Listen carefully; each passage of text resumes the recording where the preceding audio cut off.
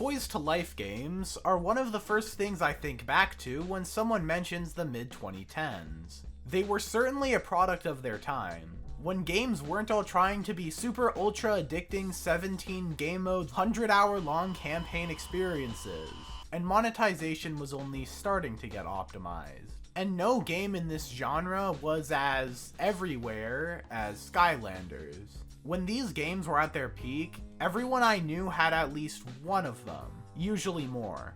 And for the longest time, it felt like the series was on top of the world. While it wasn't the first game to follow the Toys to Life formula, it was definitely the most successful. As of 2020, since the first game released in 2011, the series has made over $3.5 billion, and sits comfortably as one of the most successful game franchises of all time. To compare, that was more than the entire Zelda series, Minecraft, and Fortnite. This is no doubt because of its unique business model. The plastic figures that allow the player to use more characters.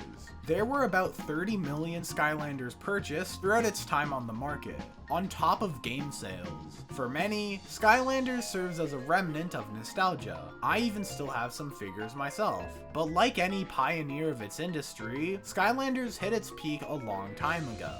While at its peak, they were putting out a game every year, selling toys, clothes, plushies, and even having 8 mobile games released over the years. It's in a pretty dead state right now. There hasn't been a new main series game since 2016, with the IP becoming more and more forgotten since then. But before we can talk about Skylanders, we have to talk about the game series that led to its creation. The PS1 Spyro games are a series of platformers by Insomniac Games. They followed a similar collectathon style to other popular games of the time, like Mario 64, Banjo-Kazooie, and Rayman 2. The games were obviously quite successful, as Spyro remains as an icon of the PS1 to this day. The IP changed hands a number of times, until landing on Activision in 2008. Activision brought in development company Toys for Bob, and began pre-planning for a new game in the Spyro series. While they threw around ideas of a darker, more serious take on Spyro, they ultimately chose to go with a new game in a new world, that being Spyro's Kingdom. The idea was that you could use toys to select characters in the game, and Spyro would give you missions. Toys for Bob found some serious potential in the demo they worked on, so they asked Activision for more time and money to make a more complete experience. Activision provided more money to make the toys, and Toys for Bob reworked the game into Skylanders: Spyro's Adventure. Their investment paid off tremendously. The premise followed the same core concept. You put the toys in an accessory called the Portal of Power, and you could watch your character be summoned into the world of the game.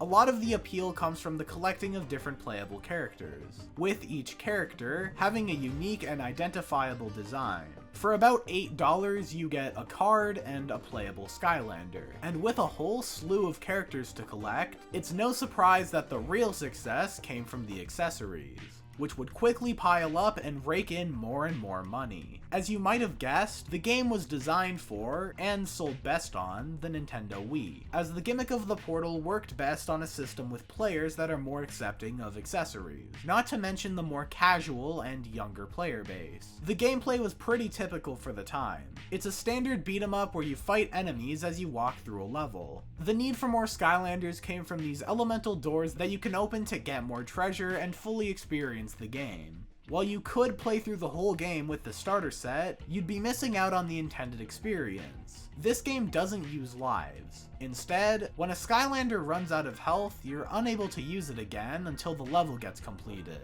or when they're ready to fight again. While most hardcore Spyro fans weren't fans of the new, more childish spin-off, Spyro's Adventure was a massive critical success, and because of its business model, it did even better commercially. Activision and Toys for Bob single-handedly built a toy empire, and having captured lightning in a bottle, it was only a matter of time until they released a follow-up. Skylanders Giants was released the very next year.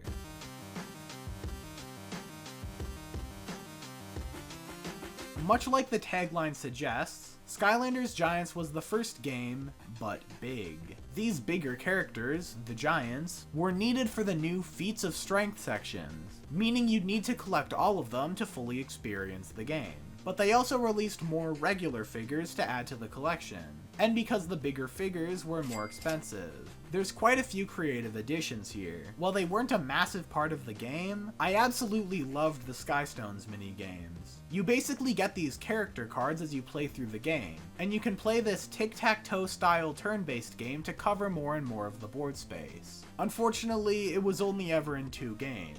Giants, and the 3DS version of Trap Team for some reason. And then there's Willikin Village, a town almost completely consisting of cardboard cutouts. Then when you flip the switches, the environment around you comes to life, much like the Skylanders toys themselves. Speaking of, once again, the characters here are great, like the mission where you randomly have to battle a rapping bot that actually spits bars. Something Giants really had going for it was that all Spyro's Adventure Skylanders worked with the sequel. So if you already had a collection from playing the first game, then you'll obviously be inclined to buy the sequel to get your money's worth. This is an important thing to have at this point, since 2013 was also the year Disney Infinity released, so people already having a Skylanders collection helped them make their decision to buy another Skylanders game.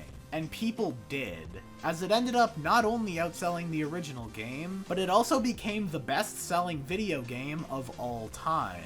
This trend would only continue with time, as Activision released Skylanders Swap Force the next year. And it did comparably well, with it getting more or less sales depending on who you ask. Despite taking a while to get the concept off the ground, I imagine the development process for Skylanders was pretty straightforward. All you need is to come up with a new toy gimmick and design some new levels around them, with the biggest challenge involved being the strict deadlines. The standout feature here comes with the Swap Force characters, which can be split in half to create multi-elemental characters. But that wouldn't really matter if the levels weren't good. But overall, I'd say they might even be a step up from Giants. No rapping robots here, sadly. Swap Force was the first game that included jumping. Before this point, characters would have to use bounce pads. While it's funny that a spin-off of a platformer didn't have jumping until the 3rd installment, it also added a lot more possibilities regarding obstacles. Unsurprisingly, the game once again did very well, blowing Giants out of the park in terms of gameplay and becoming one of the most beloved games in the series, while making a pretty penny to boot. This is where the series peaked. Never again would it be so prevalent or beloved in mainstream culture. Trap Team is an interesting turning point in the series, as this one marks the first noticeable decline in sales the games received. While it still did pretty well, it was clear to see that the formula may be getting stale to some. The new feature is the traps, which let you get antagonists like the Chompy Mage or even Chaos on your team. The new toys to buy this time are the Trap Masters, as the elemental gates were reworked. This means that it doesn't really matter if you had a big collection before this, since the literal paywalls are everywhere, and you need the new toys to open them. Understandably, this put off a lot of longtime fans from really appreciating it, because of its increase in corporatism and more noticeable business practices. Even more than the games where you literally have to buy figures to experience it as intended, with some even pointing to it as the death of the series, and it never would reach the heights of years earlier. Superchargers was their attempt to get back on track. Showing a little desperation, the gimmick for Superchargers is the use of these driving sections in the levels. This adds the added appeal of seeing characters driving car. However, this attempt at adding more appeal led to a much greater decrease in sales numbers. There could be a number of reasons for this. Personally, I had no interest in the cars, but another problem could be the slight change in monetization. After Swap Force, individual Skylanders figures went from about $8 to $14. This price increase makes collecting the characters a lot less accessible, kneecapping the amount of accessibility the games had, as parents would be less willing to buy all the toys. And it definitely doesn't help that these toys and games were released yearly. Once you build a big enough collection, you don't really need to buy more, especially now that they're at a higher price point. This could be explaining the heavy reliance on gimmicks, as otherwise they wouldn't have a reason to buy the new toys. The release of Skylanders Imaginators seems to have been the beginning of the end. While critically, the game did about as well as other entries, the sales numbers hit an all-time low, with the game only selling 66,000 copies in the first month. Once again, this could be due to the more expensive figures, or maybe the character customization wasn't as good of a draw as the developers had hoped. Even with the poor sales numbers, Activision continued to support the game for a few years, even releasing a port to the Switch as it launched. Another possibility could be that the game was not released on the Wii, but the Wii U instead, a console pretty infamously known for not selling well. The next year, there was no new Skylanders game. But even without any new games, Activision still had some tricks up their sleeve to keep the franchise kicking for just a bit longer. Shortly after Imaginators was released, the first episode of Skylanders Academy premiered. It would go on air for nearly 2 years, coming to a close in September 2018. 2020 saw the release of Skylanders Ring of Heroes, a turn-based mobile game, different from the normal formula, and in my opinion, worse. It was shut down in February 2022, but made a comeback on Android and it's still on the Play Store today. But besides that game, which isn't even on iOS, there hasn't been anything public going on in relation to Skylanders. Maybe the devs couldn't come up with a good gimmick, or maybe players got tired of the same game released every year. For a good while, it almost seemed like another Pokemon, but without any new releases, that possibility is diminished. The decline of the Skylanders series is tied to the greater trend of the Toys to Life genre as a whole fading out of style, as Skylanders was practically the lifeline of this entire trend, through both the highs and lows.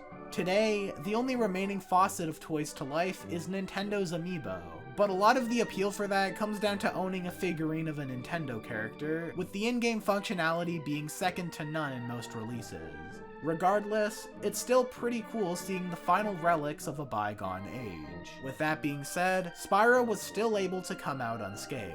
A month after the show ended, the Spyro Reignited trilogy helped to breathe new life back into the Spyro franchise, and Toys for Bob is still developing games. Being the developers behind Crash Bandicoot 4, We Like to Steal taglines, which got great reviews. More recently, they've been developing games for the Call of Duty series.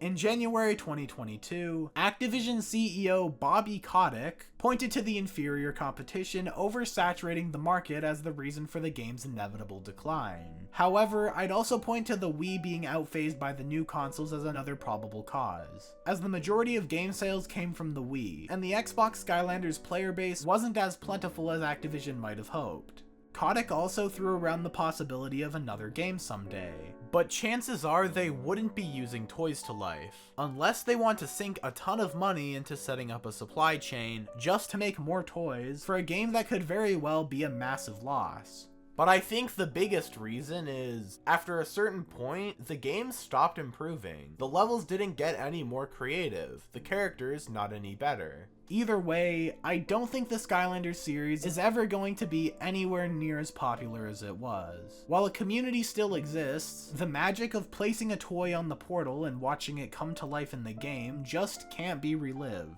The novelty's worn off, and it's time for the figures to go back into the toy bin.